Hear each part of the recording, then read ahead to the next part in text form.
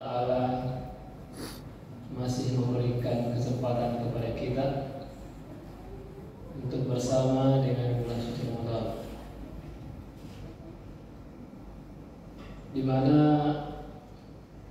sebagian di antara saudara kita ada juga yang diberikan nikmat seperti apa yang kita rasakan,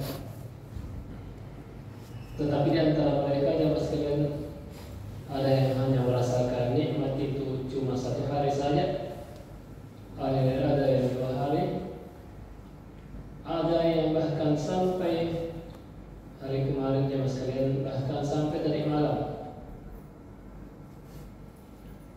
masih diberikan kesempatan oleh Allah Subhanahu wa taala bersama dengan bulan suci Ramadan.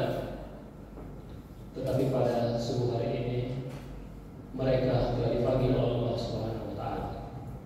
Maka satu kesyukuran bagi kita jemaah sekalian, karena sampai subuh hari ini kita masih bisa menunaikan salah satu kewajiban kita, yakni sholat subuh di tempat yang mubarak ini.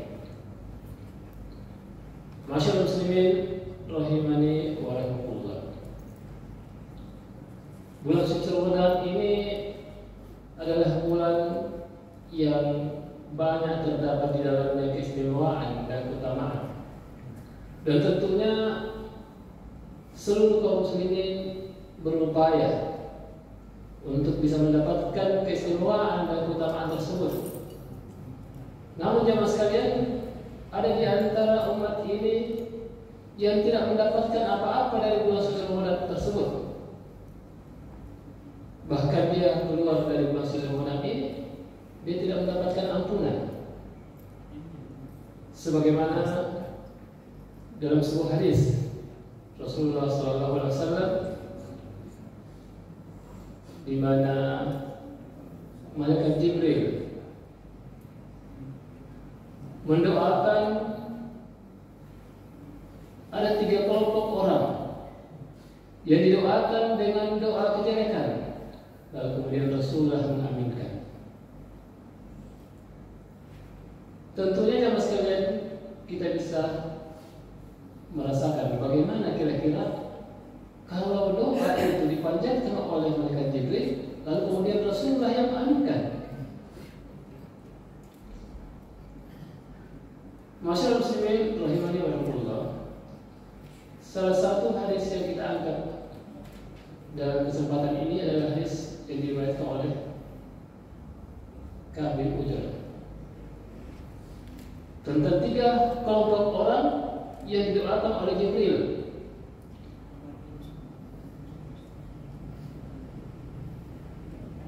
Rasulullah SAW bersabda, jemaah sekalian, Rasulullah berkata, akhdarna mimbar, akhdarul mimbar, wa hadarna. Rasulullah berkata kepada sahabatnya, hadirlah pada majelis saya di mimbar, atau hadirlah pada mimbar. Maka sahabat berkata, kami pun hadir pada majelis Rasulullah SAW. Falamma irtaqa darajah, ketika Rasulullah menginjakkan kakinya di atas tangga yang pertama dari mimbar tersebut, qala amin. Rasulullah berkata amin. Falamma irtaqa darajah tsaniyah, begitu Rasulullah menginjakkan pada anak tangga yang kedua, qala amin. Rasulullah berkata amin. Falamma irtaqa darajah tsalitsah, qala amin. Begitu pula ketika Rasulullah menginjakkan kakinya di atas tangga yang ketiga, Rasulullah berkata amin. Falamma nazala qulna ya Rasulullah, laqad sami'na minka al-yawma syai' ma kunna nasma'u. Sahabat ini bertanya kepada Rasulullah, ya Rasulullah, hari ini kami telah mendengar dari engkau sesuatu yang kami belum pernah dengar. Qala, Rasulullah berkata, inna Jibril alaihi salatu wassalam atani. Sesungguhnya Jibril datang kepadaku dan menampakkan dirinya. Lalu ia berkata, walamma raqaitu, kata Rasulullah, ketika saya menginjakkan kakiku di atas tangga pertama, Jibril itu berkata, qala bu'ida liman adraka Ramadan fala ghifar lahu.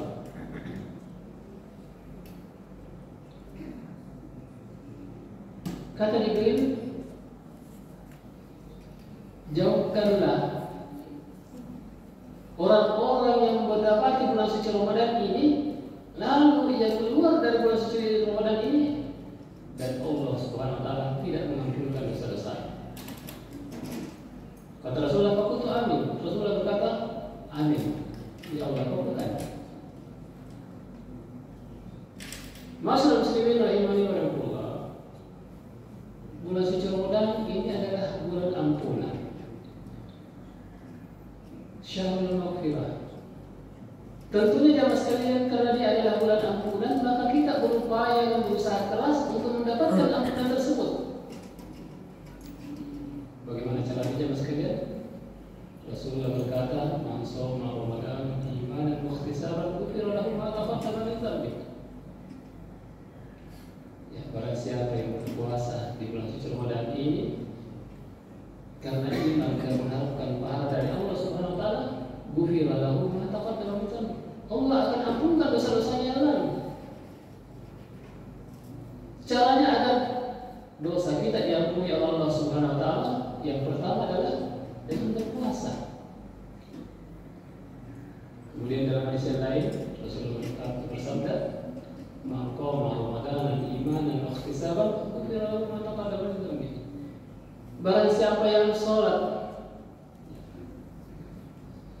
lain, sholat tarawih di bulan suci Ramadan inilah karena iman dan mengharapkan pahala dari Allah Subhanahu wa taala, maka dia akan diampuni dosa-dosa yang lalu. Artinya jamaah sekalian, kalau amalan-amalan yang bisa membuat atau yang bisa menyebabkan dosa-dosa kita ini diampuni oleh Allah Subhanahu wa taala, lalu kemudian kita tidak tunaikan, maka kita keluar dari bulan suci Ramadan ini tidak akan mendapatkan ampunan Allah Subhanahu wa taala. Ya, kalau kita lihat realitas di sekeliling kita jemaah sekalian, sebagian dari masyarakat kita, sebagian dari umat ini, sebagian dari umat Islam ini, yang mungkin di hari pertama dia berpuasa, ya, kedua, ketiga, setelah itu tidak lagi berpuasa. Bahkan dengan beraninya dan tidak malu-malu, dia menampakkan dirinya makan di hadapan orang-orang yang berpuasa. Walhamdulillah. Ketika jamaah sekalian kita memuliakan bulan suci Ramadan ini, maka Allah akan memuliakan kita. Sebaliknya jamaah sekalian, ketika kita tidak memuliakan bulan suci Ramadan ini, maka Allah akan menghinakan kita. Maka inilah yang menyebabkan Rasulullah SAW mengaminkan doa dari Jibril tersebut. Kemudian yang kedua jemaah sekalian,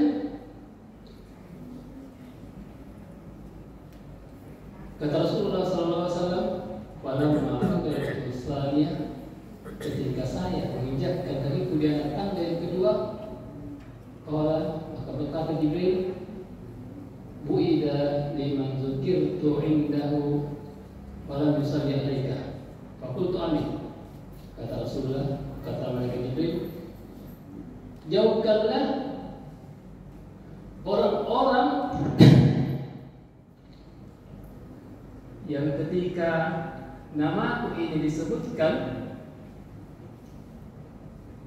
lalu kemudian dia tidak bersalawat kepada Rasulullah SAW. Maka Rasulullah berkata, "Amin." Jemaah sekalian, ketika nama Rasulullah SAW disebutkan, kita dengar, maka kita perlu untuk bersalawat kepada Nabi kita Rasulullah SAW.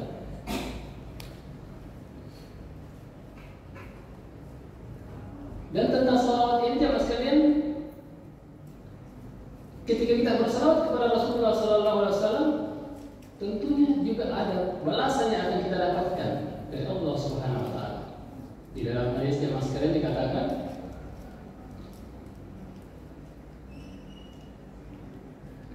dari Ubay bin Ka'ab, dari ayahnya, ada seseorang yang berkata kepada Rasulullah SAW, katanya, ya Rasulullah, saya ingin bersalawat kepadamu, tetapi kira-kira berapa banyak salawat yang saya lakukan? Apakah cukup kalau saya bersalawat kepadamu ya Rasulullah sebanyak seperempat? Maka kata Rasulullah, ma syi'ta wa in tazidni fa huwa khairun lak. Terserah kamu, kata Rasulullah. Tetapi kalau kamu menambahkan, itu lebih baik lagi bagimu. Ya. Maka orang yang berkata, bagaimana kalau setengahnya? Maka jawab Rasulullah, ma syi'ta wa in tazidni fa huwa khairun lak. Terserah kamu. Kalau kamu menambahkan atau melebihkan, itu juga lebih baik bagimu. Lalu orang yang berkata, bagaimana kalau 2/3-nya? Maka jawabannya sama. Rasulullah berkata, ma syi'ta wa in tazid fa huwa khairun lak. Fa huwa khairun lak. Ya, terserah bagimu. Kalau engkau ingin melebihkan, itu baik bagimu. Maka orang ini berkata, kalau begitu saya ingin bersalawat seluruhnya. Maka apa kata Rasulullah SAW? Kalau demikian, maka Allah akan memenuhi segala keinginanmu, segala keinginanmu, dan Allah akan mengampunkan dosa-dosamu. Jadi jangan sekali ketika kita bersalawat kepada Rasulullah SAW, ya, dan banyak-banyak bersalawat kepada beliau, maka niscaya Allah akan memenuhi segala keinginan kita, dan Allah akan mengampunkan dosa-dosa kita. Kalau sekali kita bersalawat kepada Rasulullah saja, maka Allah akan bersalawat kepadanya sebanyak 10 kali. Kata Rasulullah SAW, man shalla alaihi salatan wahidah, sallallahu alaihi biha asyran Allahu Rasulullah. Barang siapa yang bersalawat kepada Rasulullah sebanyak 1 kali, maka Allah akan bersalawat kepada 10 kali. Dalam hadis yang lain dikatakan bahwasanya, man shalla ala Muhammad sallallahu alaihi wasallam salatan, sallallahu alaihi wa malaikatahu sab'ina salat. Rasulullah. Barang siapa yang bersalawat kepada Rasulullah sebanyak 1 kali, maka Allah dan para malaikatnya akan bersalawat kepadanya sebanyak 10 kali. Itu sebanyak 70 kali. 1 kali saja Allah bersalawat kepada kita, jemaah sekalian, itu sudah lebih daripada cukup. Apatah lagi Allah bersalawat kepada kita sebanyak 70 kali. Dan juga malaikatnya juga bersalawat kepada kita, kepada orang-orang yang bersalawat kepada Rasulullah SAW.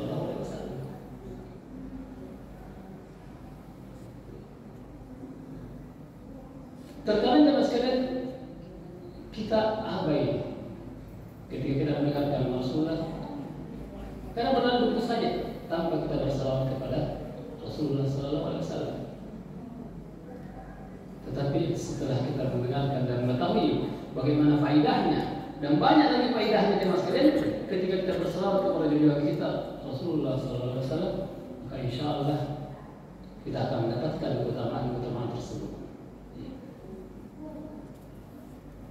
Maka tidak heran jemaah sekalian kalau kita mendapati para sahabat, tabi'in dan atba'ut tabi'in, para imam-imam yang arba, itu banyak bersalawat kepada Rasulullah SAW karena mereka mengetahui bagaimana keistimewaan dan kemuliaan dan keutamaan yang akan kita dapatkan manakala kita memuliakan Rasulullah SAW. Maka marilah kita memuliakan Rasulullah SAW. Ketika kita memuliakan Rasulullah SAW, maka yakin bahwasanya Allah akan memuliakan orang yang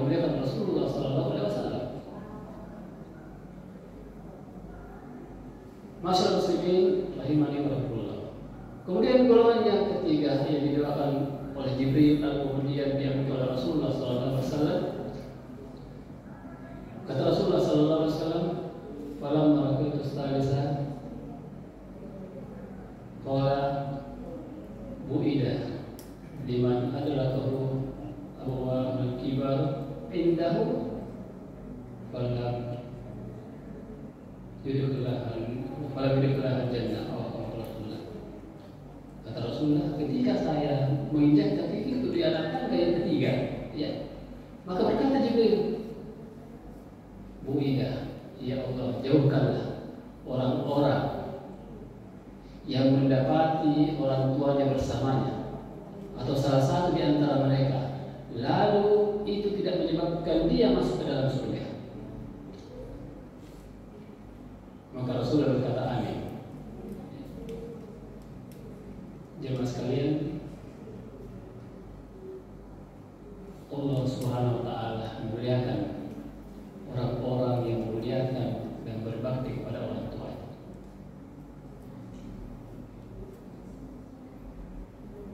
Maka jemaah sekalian, ketika kita masih mempunyai orang tua, maka beruntuklah kita, karena itu menjadi lahan bagi kita untuk mendapatkan surga Allah Subhanahu wa taala. Maka marilah kita berbuat baik dan berbakti kepada orang tua kita jemaah sekalian. Dan sebaliknya jangan kita membuat orang tua kita kecewa dengan kita jemaah sekalian. Karena kalau kita lihat di era kita sekarang ini jemaah sekalian, bagaimana sikap seorang anak kepada orang tuanya. Jangankan orang lain jemaah sekalian, anak kita sendiri bagaimana perlakuannya kepada kita? Bagaimana perlakuan kita kepada orang tua kita?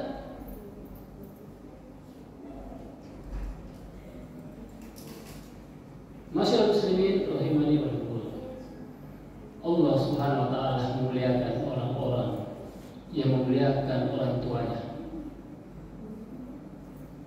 Karena Allah Subhanahu wa taala menyandingkan antara orang-orang yang memuliakan orang tuanya dengan bertauhid kepada Allah Subhanahu wa taala. Sebagaimana dalam firman Allah Subhanahu wa taala di dalam surah Al-Isra. Wa qad rabbuka alla wa qad rabbuka alla ta'budu illa iyyah wa bil walidayni ihsana imma yablughanna indaka al-kibara aw kilahuma fala taqul lahumā uff wa la tanharhumā wa qul lahumā qawlan karīmā.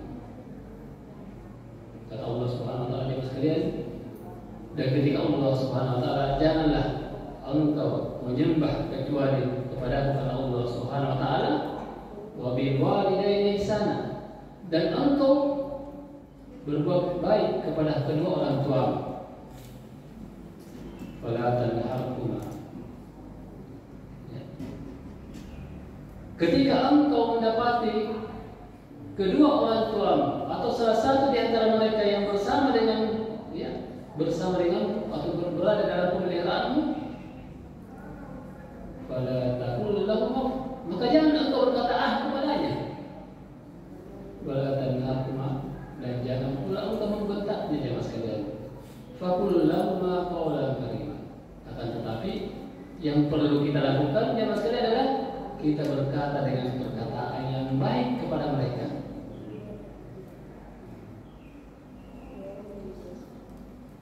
Berkata saja jemaah sekalian kita dilarang.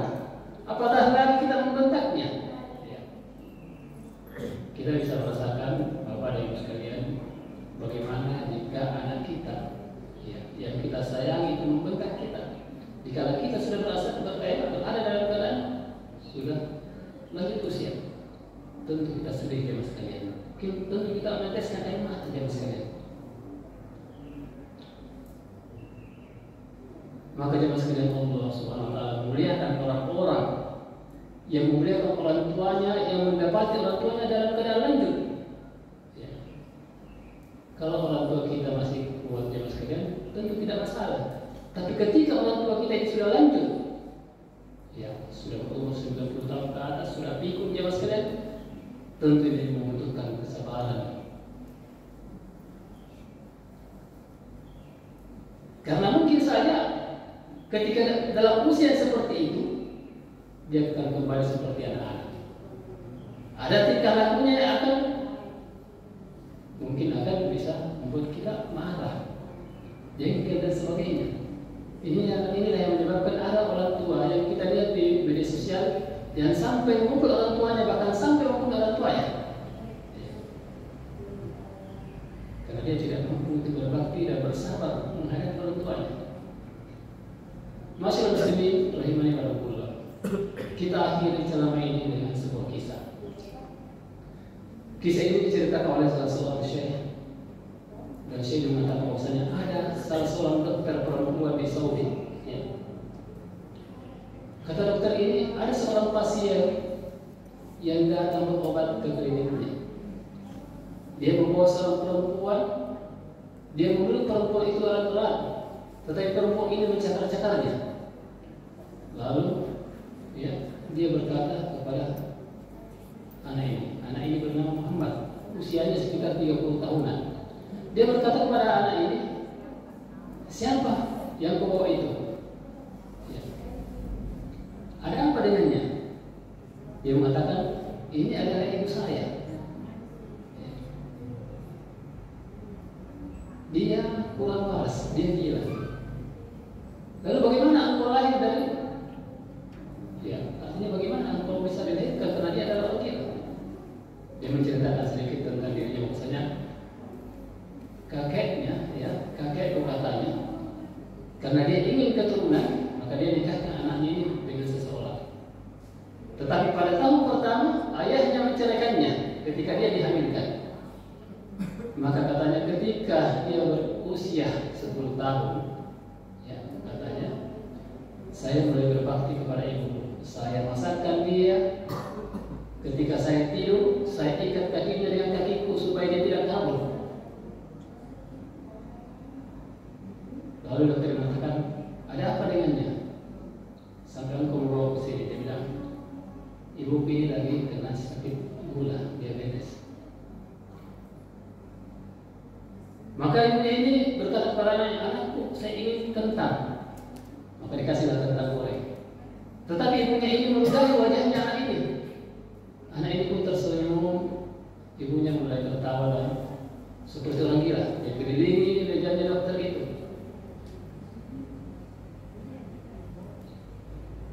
Lalu kemudian ibunya mengatakan, anakku, engkau telah berbohong kepadaku. Katanya engkau mau membawa saya ini umroh. Maka ini berkata kepada ibunya, insya Allah hari Kamis saya akan membawa umroh. Maka dokter ini berkata, bagaimana caranya kau bawa umroh? Padahal dia tidak lagi kena kewajiban untuk beribadah.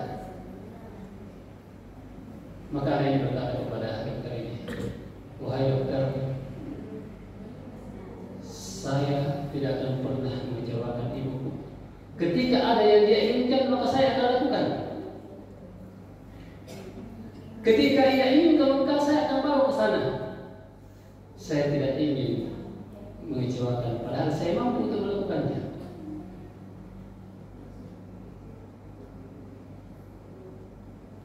Maka ketika anak muda ini keluar dari ruangan dokter itu, dokter ini pun menutup pintunya dan menguncinya, dan lalu kemudian dia menangis terseduh-seduh.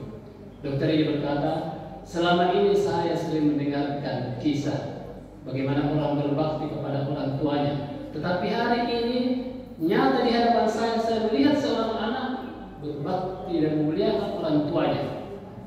Padahal dia mampu untuk memasukkan orang tuanya di rumah sakit jiwa, tetapi ia lebih memilih untuk berada di sampingnya, berbakti kepadanya. Masyaallah muslimin rahimani wa rahimakumullah. Maka semoga di bulan suci Ramadan ini kita banyak berdoa kepada Allah Subhanahu wa taala. Semoga kita tidak termasuk ke dalam salah satu orang yang didoakan oleh Rasul oleh Jibril dan diaminkan oleh Rasulullah sallallahu alaihi wasallam. Padahal